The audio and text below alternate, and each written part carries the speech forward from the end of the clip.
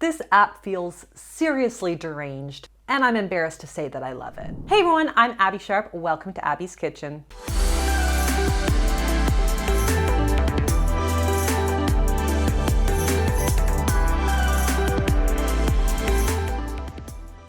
Today's video is sponsored by Built Bar, and we'll be debunking specific weight loss tips and tricks that you've sent me on TikTok. But first, let me tell you about my sponsor, Built Bar. So it is snack time o'clock, which we love, and these bars are unlike any other protein bar that I've tried because they actually taste like a candy bar and not like a chalky, powdery, mealy health food. And there are so many fun flavors. So today,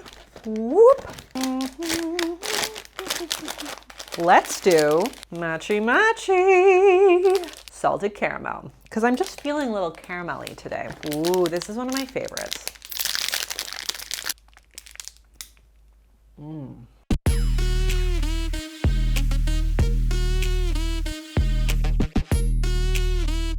I forgot how good this one is. And this baby's got 17 grams of protein. And you know what I say about the zero guilt thing? Unless you stole them from a baby, all foods are zero guilt. These are one of my favorite bedtime snacks with like little piece of fruit, or I use them on oatmeal or yogurt to turn them into balanced snacks. So if you want to give these a try yourself, check out the link in my description and use my promo code AbbySharp15 to get 15% off of your order. And you can pause the screen or look at the description to check out my general disclaimer, including a trigger warning to those with current or previous experiences with disordered eating. We will be talking about pretty extreme weight loss diet suggestions. So as always, feel free to skip this video if it's not supportive to your journey. And if you are not already subscribed, hit that subscribe button, ring that little bell, and follow me over on TikTok and Instagram at Abby's Kitchen. So if you missed my previous video on problematic TikTok weight loss advice, you can check that out right here. But we are back with another round because let's be real, this app just refuses to let your girl rest. Let's dive in. Weight loss hack. So you want to lose belly fat in just 24 hours? No worries, I got you.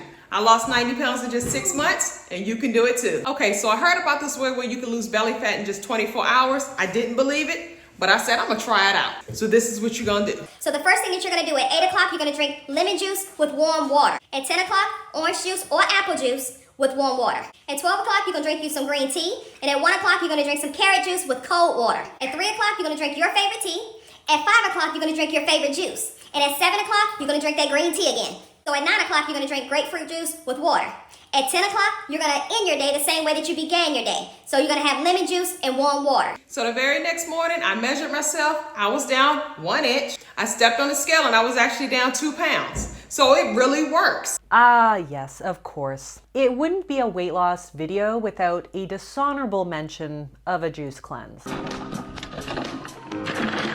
For starters, I want to make it very clear that this 24-hour method is very unlikely to help you lose actual belly fat. If anything, it'll just give you the runs and clean out your bowels, which might make your stomach look temporarily a little flatter. But the key word here, folks, is temporary. And this is because you're essentially taking a big hit of sugars from the juice plus some caffeine from the green tea, which can create a bit of a laxative effect. When we consume a high concentration of sugars, particularly fructose and other FODMAPs, it draws water into the bowel, resulting in the runs. There's also no protein, fat, or fiber in this day to slow those sugars down. So everything that's going in is going to be coming out pretty damn fast. So yeah, sure, you might lose 2 pounds in 24 hours, but that will simply be a bit of waste and a lot of water, all of which you're gonna gain right back when you eat and drink a normal meal. So if weight loss is actually the goal and not just like a colonoscopy prep like day on the loo, I say we can take a hard pass on this. That is one big pile of Next. If you're trying to lose body fat, then watch this video. I'm about to blow your mind with this simple swap that you could be making in your diet that can make the world of a difference. So if you eat salmon, first of all, are you buying farm raised? Can you stop doing that? Let me show you the difference between wild caught salmon and farm raised salmon. So this is wild caught salmon. I bought this at Aldi, super affordable. and this is farm-raised salmon. When I show you the nutrition facts for both, you're literally gonna lose your mind. So for 4 ounces of wild-caught salmon, it only has 5 grams of fat. 5, it says it right here, 5 grams. You wanna know how much fat is in farm-raised salmon? 21. Okay, well, that's new. Usually salmon is pegged as like a dieter's weight loss bestie, so I'm definitely surprised to see it on this list, but let's break it down. First things first, are the nutrition profiles between farm-raised and wild-caught salmon significantly different? Well, yes, albeit ever so slightly, and will often differ by brand or location where they're caught or farmed. But most of the time, we're usually seeing about a 5 to 10 gram difference in fat per serving and a very slight difference in calories. Because farmed salmon feed is fortified, research suggests that it's generally higher in omega-3 fats compared to wild-caught salmon, which is a good thing because of the role in omega-3s in heart health, cognitive function, mood, and fighting inflammation. So the extra calories that you're getting are largely due to the added nutrition of some of those heart-healthy omega-3s. However, farm-raised salmon tends to have lower amounts of trace minerals and higher amounts of contaminants. So there is like a bit of a nutrition trade-off here, and this isn't even touching on the environmental considerations. So which is better likely depends on your goals and your values. Having said all of that, to make a big stink about comparing these two varieties in the context of weight loss feels a little bit short-sighted. Both are nutritious sources of protein and healthy fats, which we know can help to support weight loss efforts. And unless you're eating salmon like every day, multiple times a day, the calorie differences are negligible at best. So I say choose a fish that's accessible to you and supports your ethical and environmental values. We have way bigger fish to fry. Oh my gosh, that came out way too naturally. Let's move on. If you're someone that's wanting to lose fat, I'm going to share with you one of the most important fat loss tips that helped me lose 60 kilos. You need to start eating more food. And I know this may sound weird, but let me explain. Everyone knows that you need to be in a calorie deficit in order to lose weight, but that doesn't mean that you necessarily have to eat less food, just less calories. So let me introduce you to something called volume eating, which will make your weight loss journey 10 times easier. Volume eating is when you eat large amounts of foods for less calories. If you focus on low calorie dense, high volume foods, you can actually eat more food for less calories and lose fat without being hungry all the time. Here's a few examples of some low calorie and high volume foods that you can incorporate in your diet, and make sure to follow for more. So volume eating is a pretty popular weight loss strategy, which promotes eating a large volume of food that's rich in water and low in calories. When we volume eat, we transiently stretch out the vagus nerve, which tells the brain that the stomach is getting full. So logically, the math here does check out if we were to look at weight loss from strictly a calorie perspective. And we do have research to support low calorie density foods as an effective weight loss strategy, at least in the short term. We also know one of the benefits of volume eating is that it indirectly encourages a higher consumption of those lower calorie foods like fruits and vegetables, which means you're also getting a lot more fiber, antioxidants, and micronutrients in your day. Not to mention, fiber helps to promote satiety, which can also support weight loss. So all things point to the fact that volume eating may be a really good strategy for weight loss. However, there are some flaws with this approach too. For one, the evidence doesn't confirm if tricking your body into thinking it's had a lot of calories when it's actually just had like a lot of water makes a difference in the course of a day, or if those calories are made up for once your body kind of figures out that you've been trying to dupe it into eating less. Don't forget that our bodies still want us to consume enough calories to thrive, so this often does catch up with us over time, either in tiny amounts unconsciously or in a full-out binge. We also have to think about what it excludes. So thinking of food strictly from a calories perspective can result in us edging out a lot of foods that might be more calorically dense, but also nutritionally dense. So I'm talking about foods like nuts, seeds, oils, avocado, nut butters, etc. Foods that we have actual evidence to suggest may actually support weight loss, likely by promoting a feeling of fullness. So even if you're keeping your calories low and you're losing weight as a result of volume eating, you may also be sacrificing your overall nutrient intake in the process. It's also worth noting that in some cases, volume eating can actually make you more bloated and distended, even if you are potentially losing fat. And this is especially true if you're eating a lot of high fiber foods that your body is either not used to or irritates your digestion if you're particularly sensitive. So this is why it's really super important to introduce high fiber foods gradually rather than just like jumping into volume eating from the get-go. Lastly, even though volume eating may temporarily satisfy the physical sensation of hunger, we also know that hunger is about emotional satisfaction as well. So if eating a massive bowl of lettuce sans dressing doesn't feel satisfying, you're very likely going to want to continue to eat more despite feeling physically full. And this is what happens during the satisfaction hunt, where we basically eat around a craving until we eventually give in and binge on the food that we actually want. So if you're considering volume eating as a weight loss strategy, it's worth evaluating if it is A, something you can stick to long term, B, if it's well tolerated by your body, and C, if it can meet your needs both nutritionally and emotionally. So this one is a yes, but also a no. Next.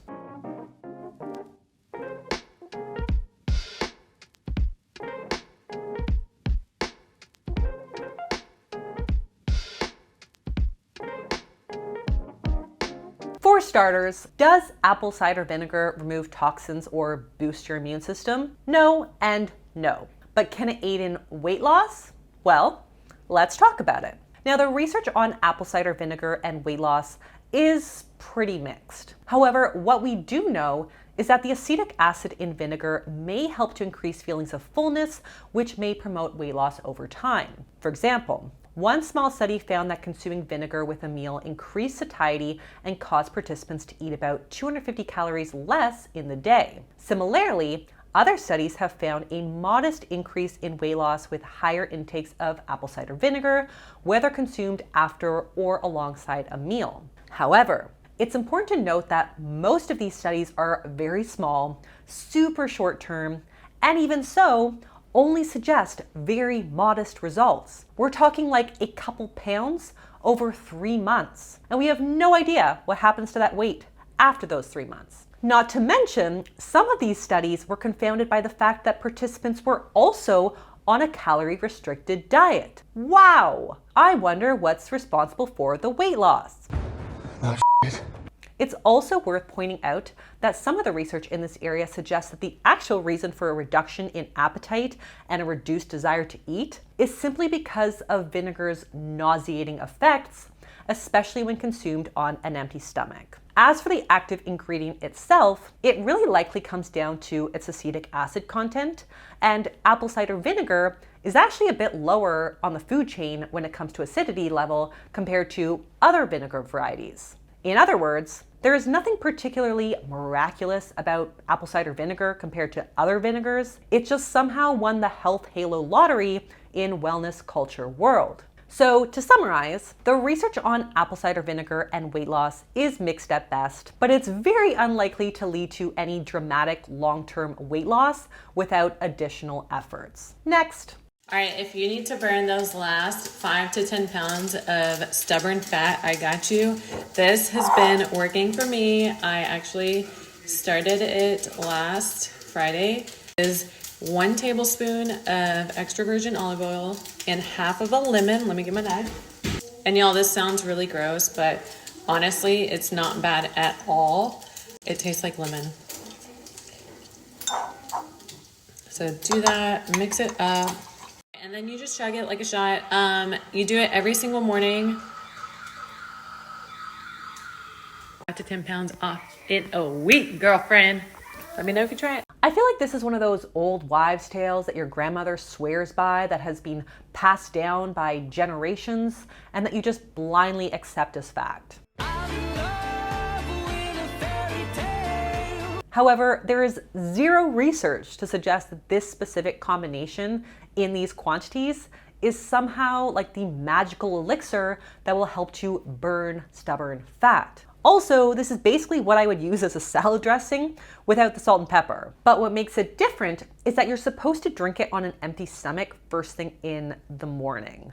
Oh my God, please Lord no. So according to this creator, the rationale here is that you are replacing saturated fat with unsaturated fat from the olive oil, which she claims helps to promote weight loss. And we do have research showing that unsaturated fats are associated with a healthy body weight compared to consuming saturated fats. But this is basically suggesting that everyone is otherwise starting their day with like a shot of melted butter. Folks, both oil and butter will ultimately add calories to your day. So you're much better off adding that oil to like a satiating salad or enjoying a handful of nuts, avocado, or seeds. Honestly, sometimes I think people choose these rituals to torture themselves into thinking that they hate food. Guys, stop making it so damn complicated. I want you all to remember that if someone is sharing a weight loss hack that promises to make you lose like 10 pounds in a week,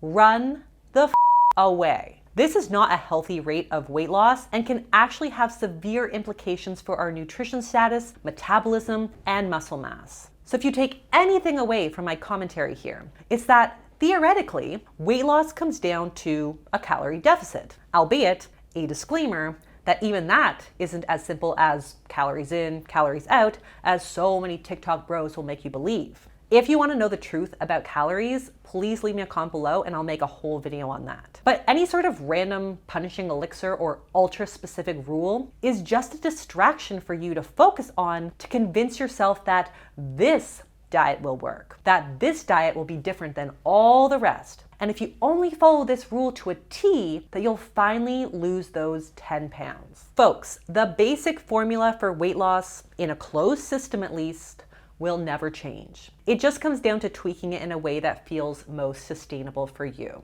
And if you're looking for some sustainable weight loss tips, I have a whole video right here. But on that note, that is all that I have for you guys today. If you like this video, be sure to give it the thumbs up, leave me a comment below on what or who I should review next, subscribe to the channel, and I'll see you next time on Abby's Kitchen. Bye!